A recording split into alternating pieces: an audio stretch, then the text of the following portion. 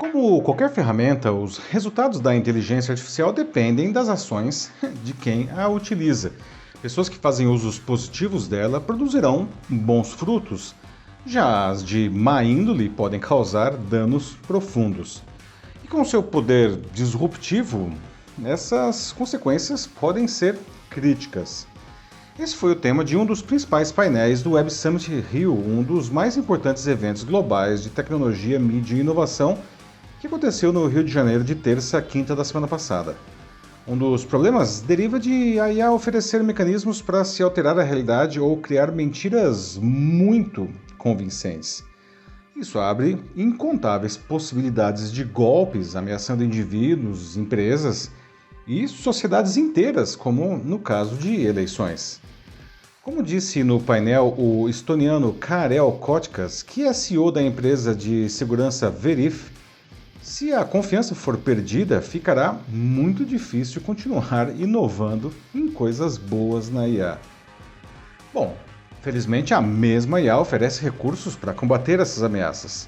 Conversei sobre isso com o César Gon, que é CEO da empresa de tecnologia CIT, e ele me disse, lá no evento mesmo, que a gente precisa pensar que seremos cada vez mais uma sociedade baseada em tecnologia. E que é importante acompanhar para onde a tecnologia vai e criar limites, mas garantindo que a ciência e a mesma tecnologia continuem evoluindo para resolver os problemas humanos. Aliás, ele ressalta bastante que ela deve sempre estar alinhada com os interesses da sociedade. Bem, diante de tanto poder computacional, chega a ser irônico que a maioria dos golpes não envolva invasão de sistemas. O elo mais frágil na segurança continua sendo o ser humano, enganado de diferentes maneiras para que repasse informações pessoais, como as suas senhas, ou realize ações prejudiciais em uma técnica chamada de engenharia social, que não é nova.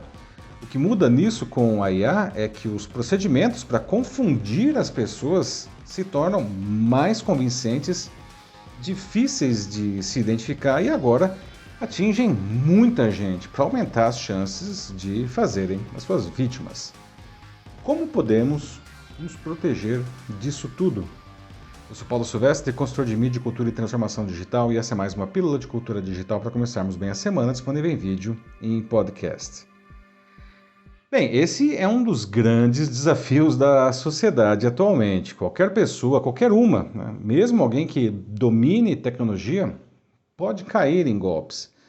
A solução disso passa necessariamente pela educação dos usuários, mas também pelo comprometimento de empresas, que desde as big techs até as startups, para um desenvolvimento responsável dessas soluções e das autoridades também, não, que criem regras claras para garantir tudo isso daí.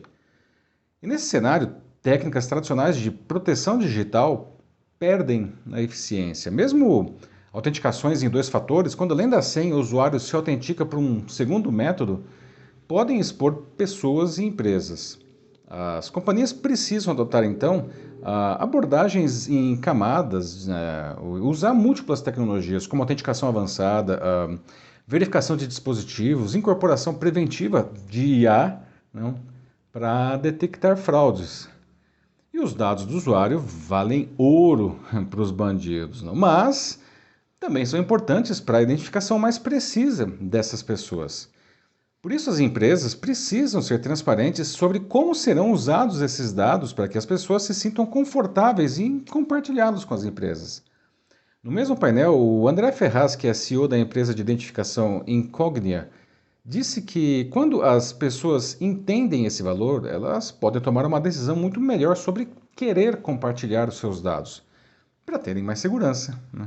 Por outro lado, se as empresas não forem capazes de explicar isso, as pessoas poderão chegar ao ponto de deixar de acreditar na internet, ou pelo menos no que elas veem nela, não?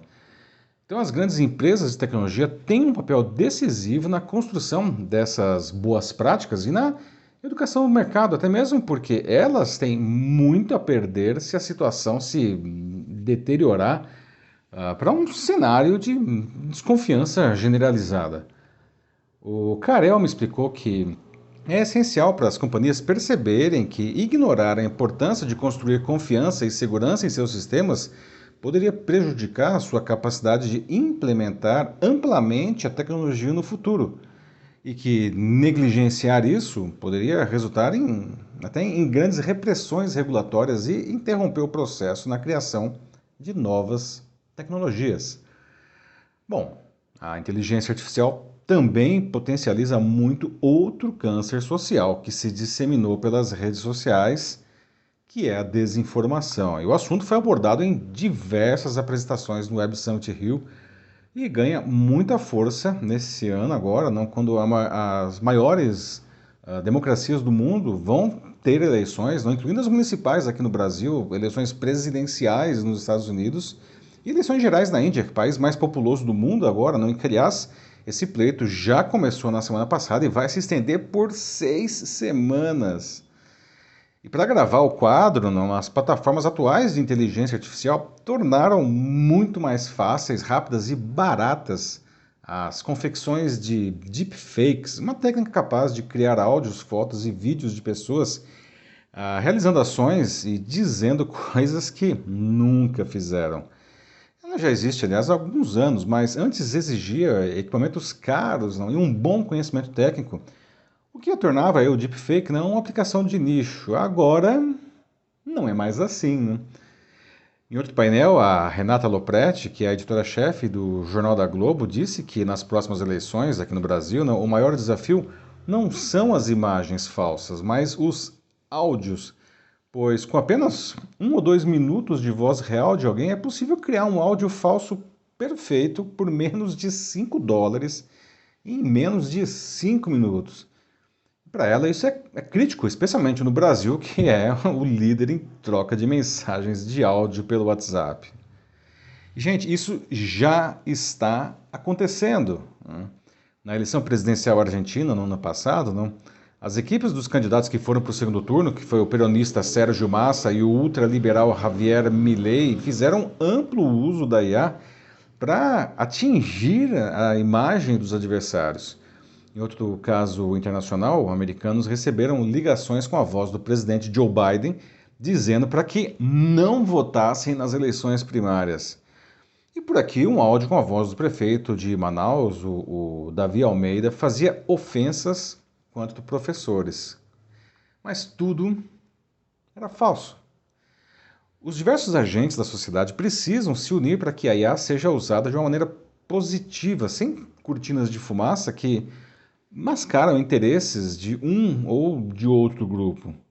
Segundo o César, esse debate se misturou com uma visão bastante ingênua de fim de mundo, de controle das máquinas, que acaba nos afastando de discutir os reais impactos, que são a natureza do trabalho, os empregos, não? A segurança, como a gente está dizendo aqui, não? Privacidade, ética, algoritmos viciados. Não? Em outro painel, o americano Todd Olson, que é CEO da empresa de software Pendo, disse que talvez alguns humanos estejam procurando algo mágico, nas palavras dele. Mas para ele, a gente não precisa de mágica, não. O que a gente precisa é saber exatamente o que acontece para que possamos justamente aumentar a confiança na tecnologia. Não dá para fugirmos desse debate, que nos envolve a todos cada vez mais. Gostemos ou não, a inteligência artificial se tornou nossa parceira.